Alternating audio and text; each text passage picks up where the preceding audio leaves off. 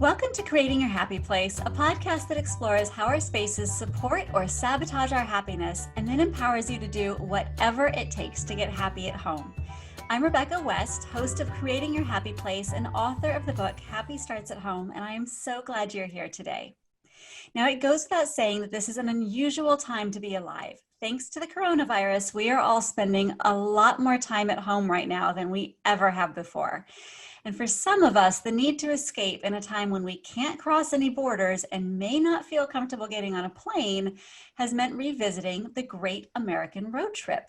Just getting in an RV and taking off on a grand adventure in a self-contained home. So on today's episode, we're going to chat with a gal who did just that. She and her hubby decided to reduce their footprint from a full-sized house down to an RV and live on the road for a full year. I thought this would be a wonderful chance to talk with her about her experience with downsizing and RVing, giving us all some tools, not just for living on the road, but also downsizing our everyday lives, even if we aren't moving into a tiny home. So let me welcome to the show, author of Live Your Road Trip Dream, Carol White. Welcome to the show, Carol. Well, thanks for having me, Rebecca. It's a pleasure to be here. And you're right, this is a crazy time. So a good time to talk about road trips. Yeah, and how we can escape or maybe just live smart when we're in our own homes. Exactly. Anyway. Now, you're chatting with us from your summer home in Bend, Oregon, and you also have a winter home in Arizona. Correct. And so I definitely want to chat about how that works too, having and caring for two homes, which is the opposite in some ways of downsizing to a tiny home. But I want to start with the adventure you took when you and your hubby decided you wanted to downsize and spend that full year living tiny on an RV. So start with telling us how that dream started for you. Well, it really started before Phil and I retired. We were lucky to be able to retire somewhat early in our careers, or our lives, should I say. And I had traveled a lot. I worked for AT&T. But it was always just airports and convention hotels. I never really saw anything. And Phil was a small business guy, so he was pretty much tied to his store. So once we retired or got ready to retire, we started thinking about what does that next chapter look like? And both of us have always been kind of travel junkies to some extent. So the idea of taking a long road trip of some sort and being able to see what is in this country besides, hotels and airports. So we kind of hatched a plan to do that. And the plan kind of kept growing. We said, well, if we're going to do this, let's really do it. Let's really disconnect from our current lives and do this for some long period of time. And we kind of said, okay, there's 48 of the contiguous states and 52 weeks in a year. Maybe we take a year and we do roughly one state per month or per week, So that was kind of how the basis of our planning started. I love it. And so how big of a house were you living in before you moved onto the RV, and how big was the RV? We were living in a 2-bedroom and a den, 2,000 square foot roughly home. Mm-hmm. It was really lovely on a golf course. We had a very nice home. There was nothing we didn't like about that, but we wanted to go do something different. We had lived there for quite a long time, and the idea of doing something different was very appealing to us. Mm-hmm. And the tiny homes, they say, are kind of 300 to 500 square feet, these little new tiny homes that are popping up. I think the inside of our travel van, we were a 19-foot Class B travel van. I think the inside was 178 square feet. Holy smokes, that's so tiny. So it was tiny. Yeah, you think about just a bedroom, a small bedroom is 10 by 10, that's 100 square feet. So you were basically living now in a small bedroom. Yes. Exactly. That was carved somehow into all the things that you need for life. Exactly. And that was really a challenge too. I always tell the story, my husband's business was men's clothing.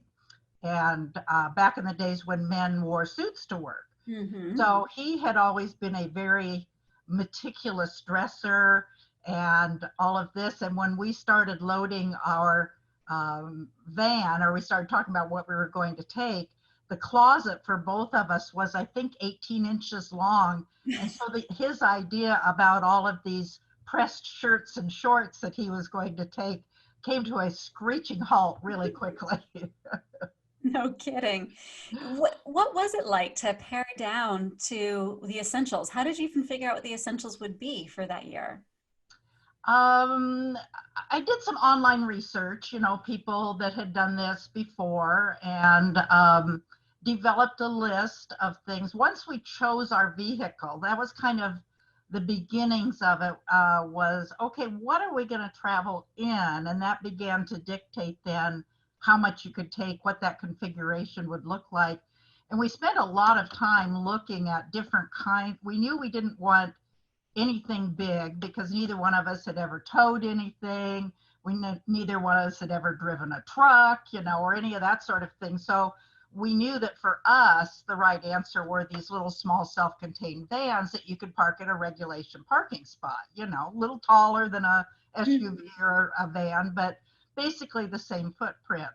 So once we determined which of those many kinds that there were, then you can begin to visualize how that's going to get packed up.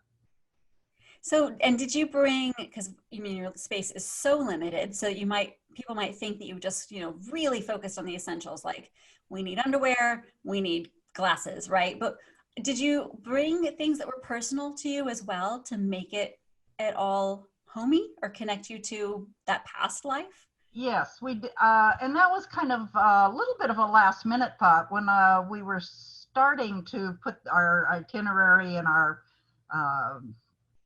what we were going to take together. I didn't really think about that, but as we got closer and closer to time to leaving, I said, I really think we should put in a few things that are really personal to us and things that will help remind us of home.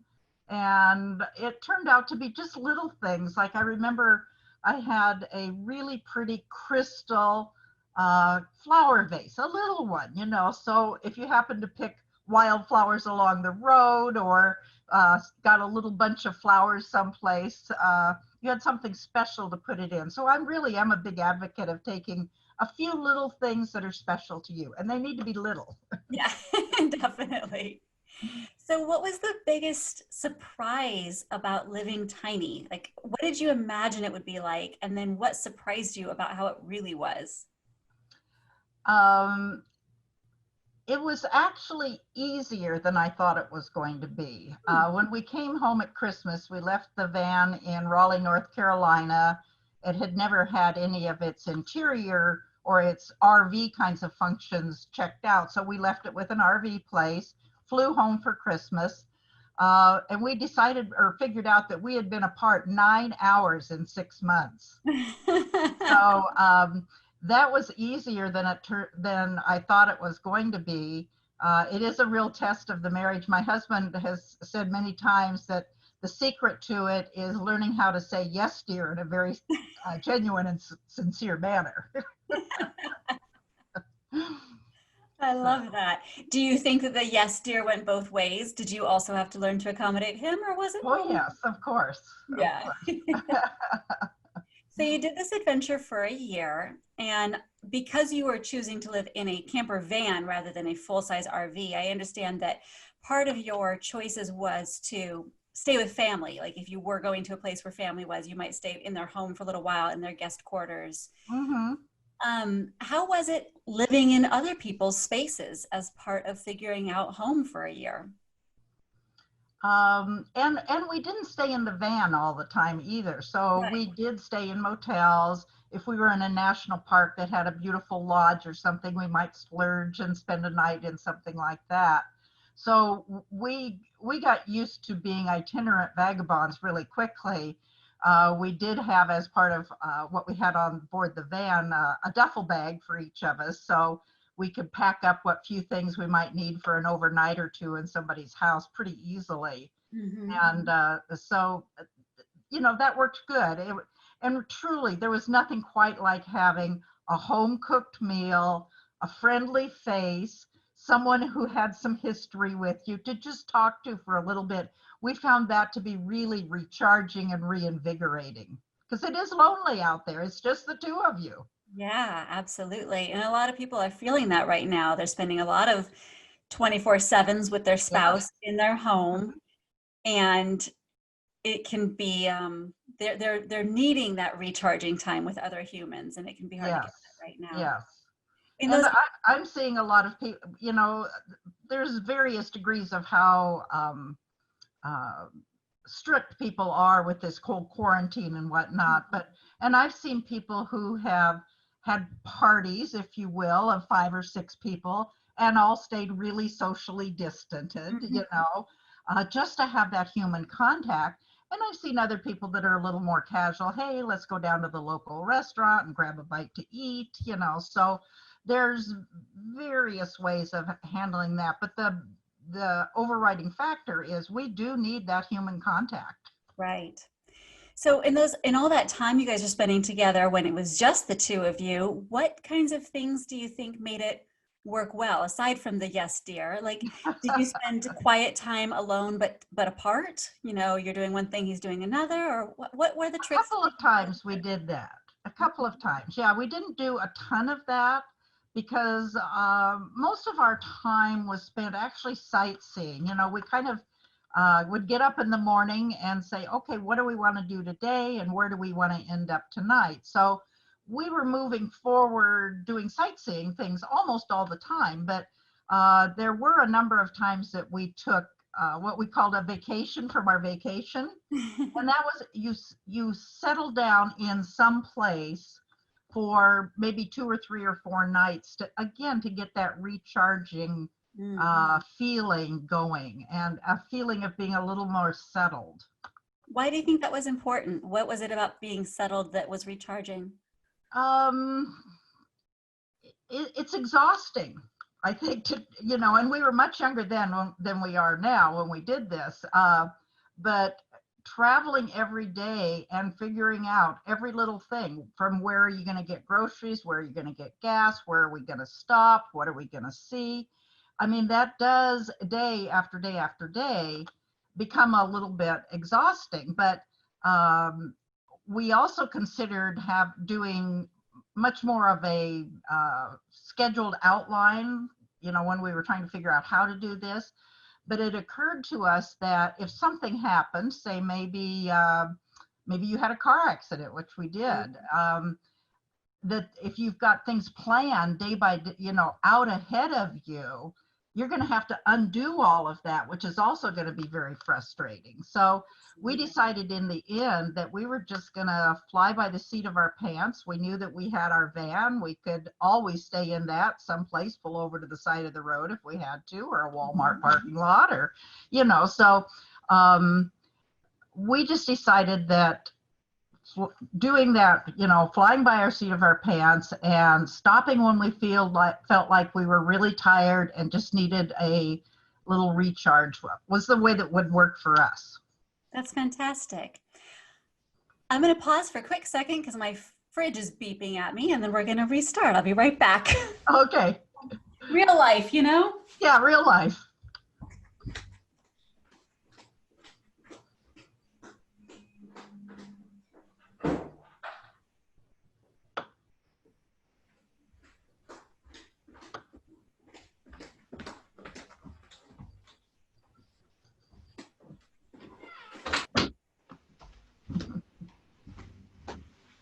Somebody forgot to close it, huh? It has a seal on it that's broken right now, and so occasionally it's open. And yeah. Am I talking too much at each juncture? Oh no, you're doing marvelously. Okay. Okay, so we were just talking about routine, and I wanted to follow up on that with a question. My head naturally went to something about routine. That you needed that time to break and kind of recharge. Okay. Little silence first, obviously. Yeah, right.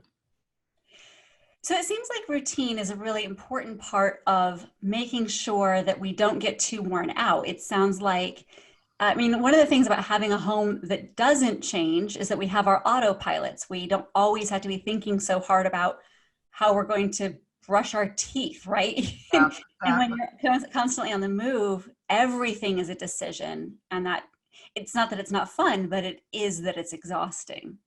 Yeah, and every morning was kind of, having coffee wherever we were. That was kind of when we planned our day, was that morning coffee time. So that became our moment of routine, if you will, that was how we, one of those things that we did on a daily basis is, what are we going to do today? And being able to make that decision without other people impinging on that decision is a very freeing thing. At home you've got your um, work that you're worried about, you've got the kids or the grandkids depending upon your age group, and volunteer things. You got people yapping at you all the time. But when you're out there on the road, it is very freeing to be able to, just the two of you, make a decision every day about what you're going to do. Yeah, absolutely. I love that. So it's freeing, but freedom can be exhausting. So it's a balance of Mhm. all the pros and cons.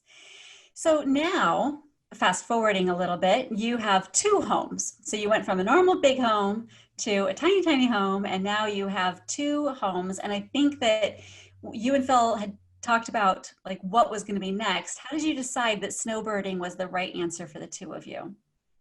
Well, after the RV year, we spent quite a lot of years in just one home. Mhm. And we did a lot of international traveling then. After having spent a year learning about our own country, then we spent several years doing some traveling around to foreign countries. And eventually it came to our age came to thinking, we are going to slow down a little bit. We're not going to travel quite so much.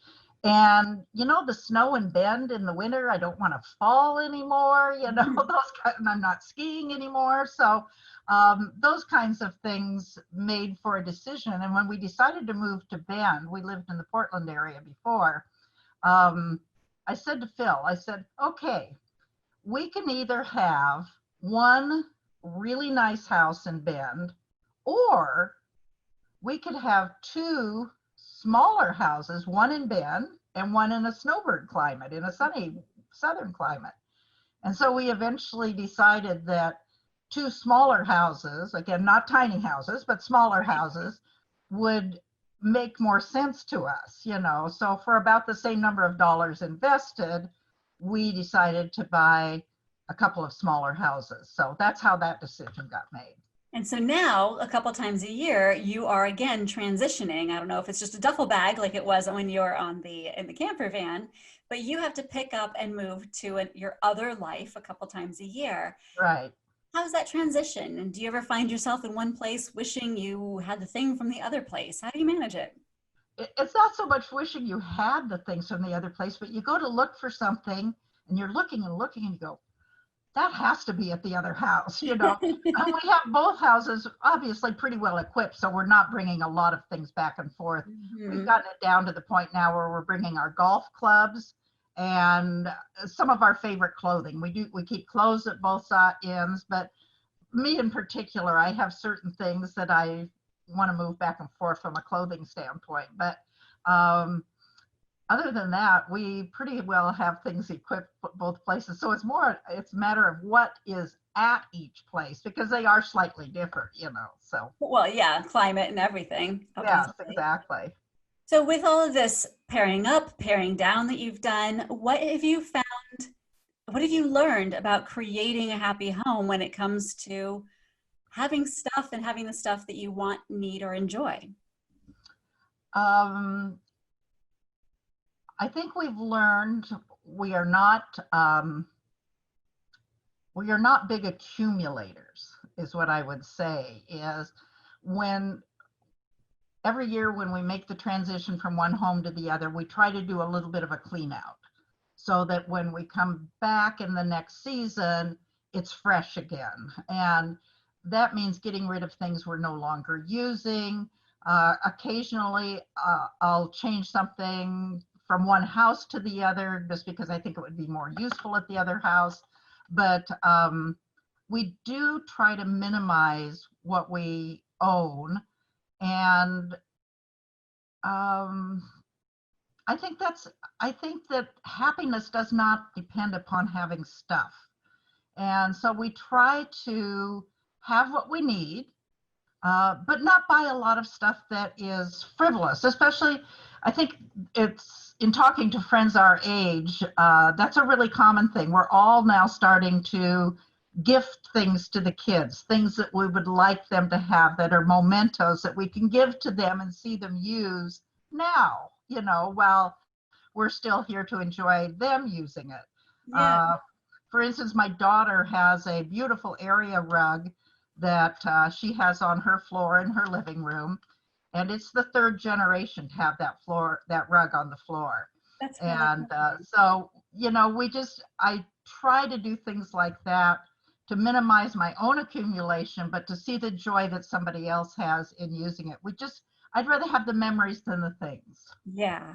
And I actually have a question for you. So from the perspective of the people who might be getting the hand-me-downs, one of the things I had mentioned in my book was the idea that when we empty nest, we don't want to necessarily create burdens for other people too. So Right. what advice would you give to somebody who wants to hand down some things, or somebody who's receiving things that are being handed down? What if it's not a fit? How do you think is a really good way to have the conversation around, I would like to gift this to you, but I only want that to be, if it's going to be a gift to you? How do you have that conversation without people trying to be careful with each other's feelings? Oh, I guess maybe our family is pretty direct, but we have those conversations pretty directly. When my mother passed away, she had a lot of really beautiful jewelry, and we tried to. My sister and I divided up not just between ourselves, but also between our daughters and daughter-in-law. And but it was a very specific discussion about, not I'm just giving you this stuff. It's, what of these things would you like to have? And so I think that that's the perspective, is the joy of not just the joy of giving it, but the joy of receiving it also. And if it's not a joy to receive, then you need to make some other arrangement for it. Right. And be able to, so as the giver, say to the person, would you enjoy having this? I want it to have a different home. Should that be your home? As the Mhm. receiver, being able to say, oh, I would love to have that, or that's probably not going to fit into my life. Maybe somebody else would enjoy it more. And just really being able to say that honestly, so that we aren't pretending something that isn't true. Yeah, yeah, Yeah, because I see a yeah. lot of guilt when I work with people in their homes. They're like, well, so-and-so my aunt gave this to me, and I feel like I have to keep it now. And I feel like I have to have it out when she comes over. Right. And I'm sure that's not the intention behind the gift, right? The giver, Correct. like joy there, not guilt. Exactly. Mhm. It was, again, when my mother passed away, she not only had beautiful jewelry, but she had beautiful crystal, china, linens, and all of this sort of thing. And again, we did a little multi-generational planning with that. Who has silver, who has dishes, who has crystal, who wants this, who doesn't want this, Mhm.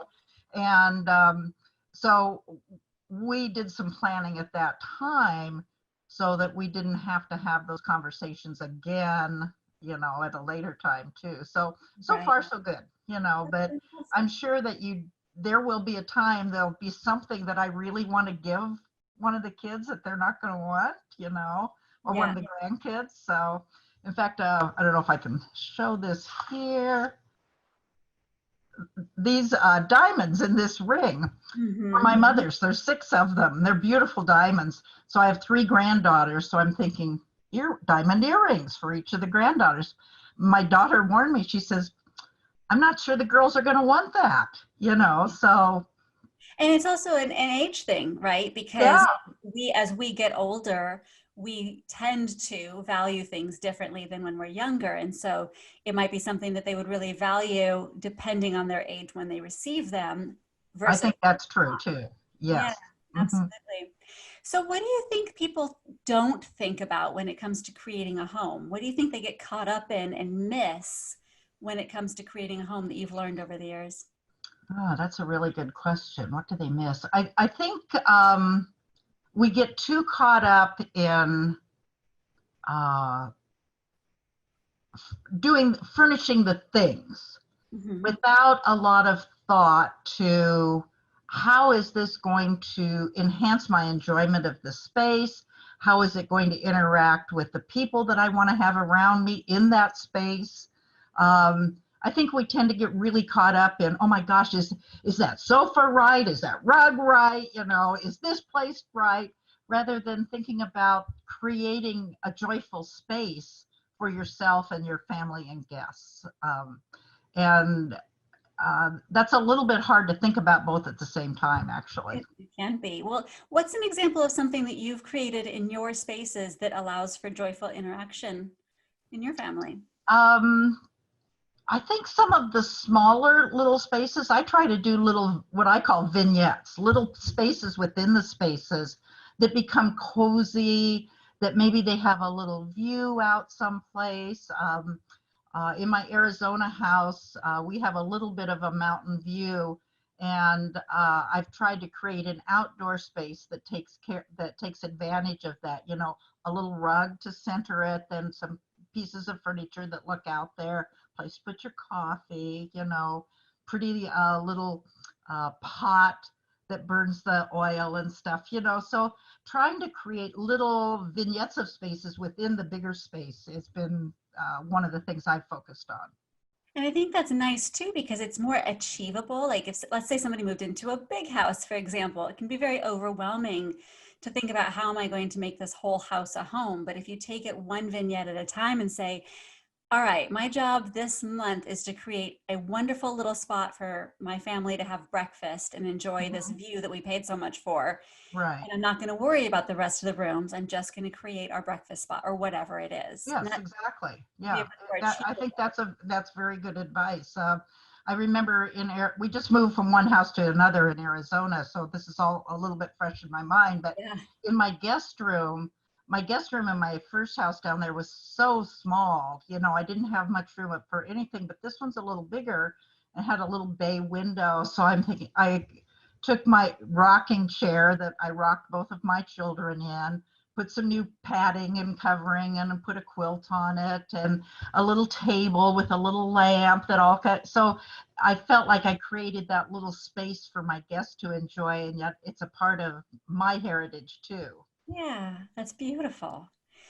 So when you think back, way back to when you had to set up your first home as an adult, Okay. what rules did you think that you had to follow when it came to setting up a home that over the years you discovered weren't true at all and you stopped Mhm. following them? Matching. Everything had to match. The styles of your furniture had to match. The colors had to be perfectly coordinated. You laid out your room in very specific ways. In my mind, all of that has gone out the window. I enjoy decorating in a very kind of eclectic sort of way. Like I noticed in your background there, you have one picture that has a gold frame around it, one that has a white frame around it, one that has a wood frame around it.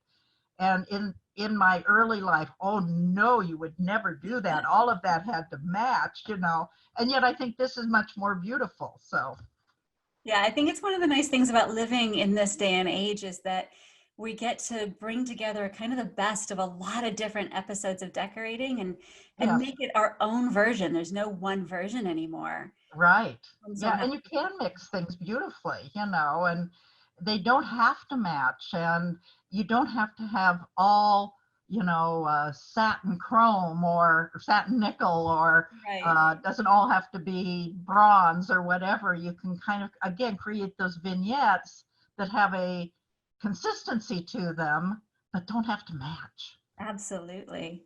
And now you seem like you're somebody who isn't terribly attached to stuff. You're able to True. disconnect stuff from the meaning that in your life, which is really powerful.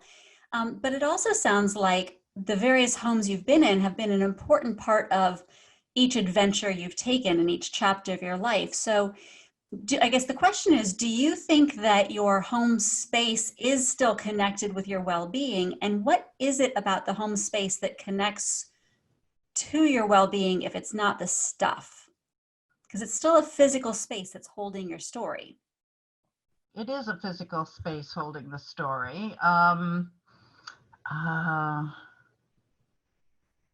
I guess I would have to say the people that are around you, the activities that you participate in, the way you spend your time, all of those things create that feeling. And to me, what's in your house is merely a vessel, if you will, to or an accoutrement to living your life. You know, I am very oddly unattached to my things. On a number of occasions over the years, we have rented our house out for various reasons. If we were going to be gone 2 or 3 months, one winter when we went south, we rented it out to my nephew's son. So it wasn't like it was a complete stranger, but you know, some people go, "Oh my God, how can you do that? Your stuff is still all in there," you know. But it's stuff. It's just stuff. You know, Yeah. it's replaceable. Your memories and you know the things that bring you joy. Uh, you know, those are. It's not your stuff. Well, and it seems like when we think about the homes we've talked about so far, the idea of the RV or your home before that, which was on a golf course, and your current home, which is in the two snowbirding locations, Right. they are really connected to the activities of your life. It's like you've chosen your home as how it's going to support the adventure that you want this chapter to be about. That's very well put. Yes. And we moved to Bend because 3 of our 4 children had migrated over a several year period of time to Bend, and we're kind of scratching our heads and thinking, why are we sitting here in Portland where it rains all the time when we could be sitting in Bend with our kids and grandkids where it's sunny all the time, you know? So you sometimes have to kind of smack yourself upside the head as to why you're doing what you're doing. Yeah, But it is all about, you know, how does your surroundings support what you want to do? yeah, and the life you want to live. Right. Looking back on the homes that you've created and experienced, is there anything you would have done differently looking back? I'm not much of a one to look back and try to second guess what I've done in my life. I'm sure there are things that if I were to rewind and become 35 again, that I probably would have done differently. But I really am pretty happy with the way my life has gone, the decisions I've made. And yes, there's been things along the way that you, oh, if I had only done that a little bit differently. But um, I don't think that there's a lot of joy to be had in trying to second guess and go back and look at things from Mhm. your previous lives. I really don't. I'm just, that's not who I am. Well, put a different way then, if somebody were wanting to end up feeling like you do right now, content with their life, not looking back with regret, what advice would you give them? Um, I think I want to say maybe plan well, but that's not a planning again is only a means to an end. But I think if you keep looking ahead, what are my goals? What am I trying to reach? What gives me joy? Am I moving in that direction? Am I discarding things in my life that no longer give me joy? Mhm. Um, I think those are the things that over a period of time will give you that contentment, you know, and make no mistake, you know, I have been very blessed in my life to have done a good job of working hard and planning and creating the life that I want to live. Um, um, so, you know, I'm not saying that there are not hardships along the way. We all have hardships of different kinds, but um, you do have to, I think, be very proactive in deciding what you want to do and what you want to have and not just letting life happen to you. I think that's pretty powerful. And I think you said something in there about discarding things. So that sort of implies that you have to and you said discard and you said proactive, right? So those are both very active things. Those are not letting things passively happen to you. Right. It's making a decision. I'm going to clear this out. I'm going to make room, and you can't make something happen, but you can make room for something to happen. And I think, and the very first line in my book, I think is a real indicator of that. As I was sitting down to pay my bills one January, the January before we were leaving in June, there were a couple of magazine subscriptions there. And I just kind of automatically started writing out those checks. And I said, wait, in my mind, it said, wait, you're not going to be here to read those. Why are you doing this? So everything has an intention and a purpose, and you discard the things that no longer fit that intention and purpose that you have going forward, whether it's something as small as a magazine subscription or as large as changing your home. Well, and that's interesting because we were talking about how when you were living in the camper van, one of the things that made it exhausting was the lack of autopilot, right? Yeah. But it also sounds like making sure that you're not living on autopilot in general is part of living a more intentional life, so that you don't just go, I'm paying a bill because that bill's in front of my face. You go, Right. why am I paying this bill? And it can take, I'm assuming, a lot of energy to live with that much purpose day to day. I don't think about that, but because that's kind of how I've always done it, Yeah. is that living with intention and purpose. But I think for somebody who is more in the mold of, well, I'm here, I'm going to work tomorrow, I hope I get a little extra pay this week, or gee, the dog is, something's wrong with the dog. If you just kind of let things roll along, your life's going to happen to you instead of you choosing the life that you want to have and working towards that. It doesn't happen overnight, for sure. Where did you get this spirit from? Was this something that you learned from your family, or were you born this way? That's a really good thing. A really good question. My sister and I we're both kind of the same way, and yet neither of our parents were that way. Which is, my mom was a stay-at-home mom, and she was more the let life happen to her kind of person. My dad did have his own business, so he lived perhaps with a little bit more purpose, but he was an engineer. He wasn't very vocal about things, so where my sister and I kind of got this go-getter, make your life intentional, I don't know. I really don't know. That's wonderful that you ended up that way, wherever it came from. Yes, exactly. Do you see it showing up in your children? Very much so. My daughter in particular, she is 100 times more intentional than I am, to the point where I think she drives herself crazy sometimes. It takes on way too much, but as do I. But like mother, like daughter, I guess. My son's a little bit more laid back, but he lives his life with purpose too. If there's things he wants in his life, he figures out how to get them.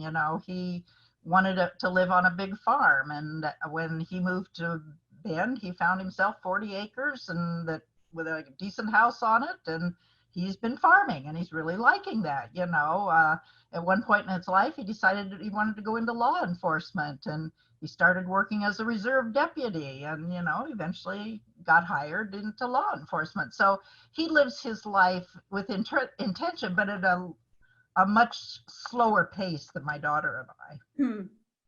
So I want to go back to the RV life that you spent, that exciting year away. It's a few years ago now that happened. Right. Mm-hmm. Do you think that it's any different now if somebody wanted to do what you did? I mean, now the world has cell phones and GPS. Do you think? I was just going to say, yeah. Right. From a technology standpoint, it would be much easier to do. I can remember the idea of websites was just starting to happen, and I have a bit of a technology bent in my brain anyway. Mm-hmm. So I took some classes and figured out how to build a little website so that our friends and family could kind of follow along with what we were doing. So Technology was much more rudimentary.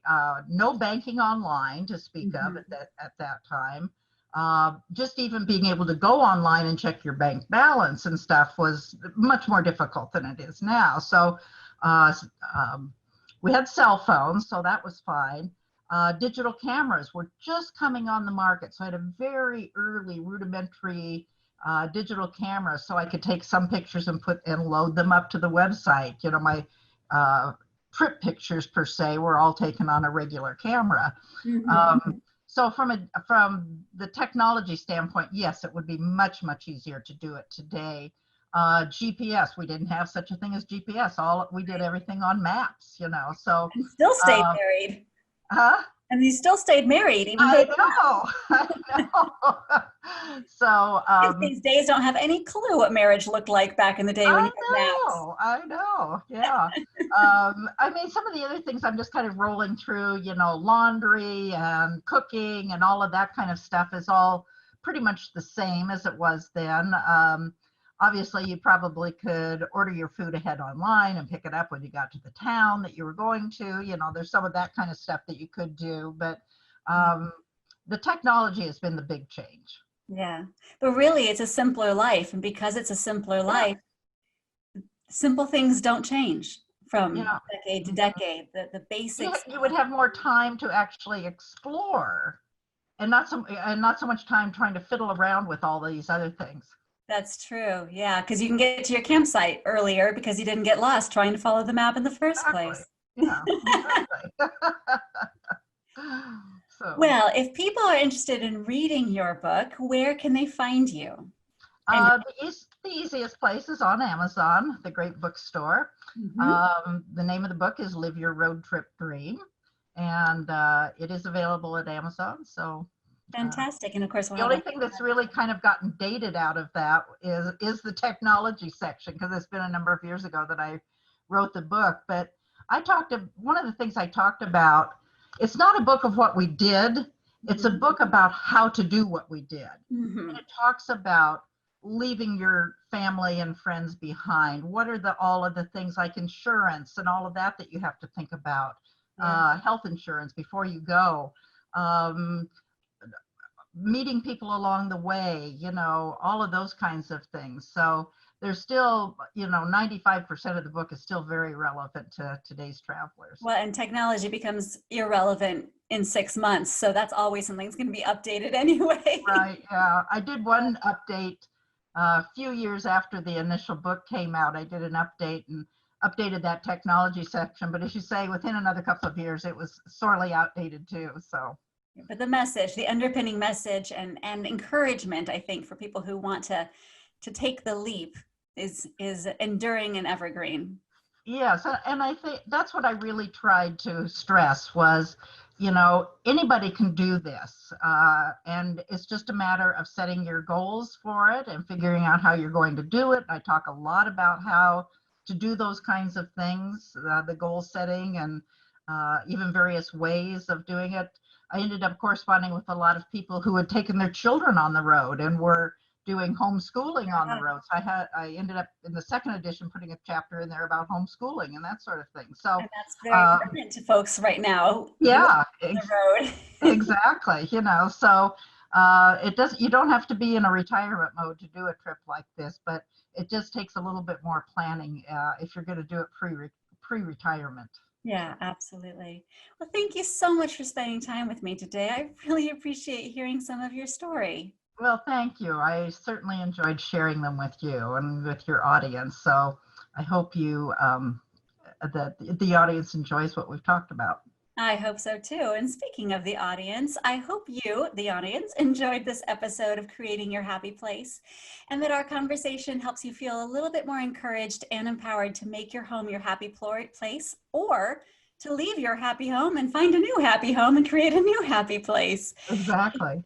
If you feel stuck, please do check out my book, Happy Starts at Home. It's full of exercises that are meant to help you figure out why your home isn't working for you and identify what might need to change. And if you have a specific design dilemma in your home, you can also reach out to my team at Seriously Happy Homes. We can meet with you over Zoom no matter where you live, thanks to the magic of the internet, to help you figure out the next practical steps to creating your happy place. And in the meantime, no matter where you call home, whether that's fixed or it has wheels, I hope it makes you seriously happy. Until next time.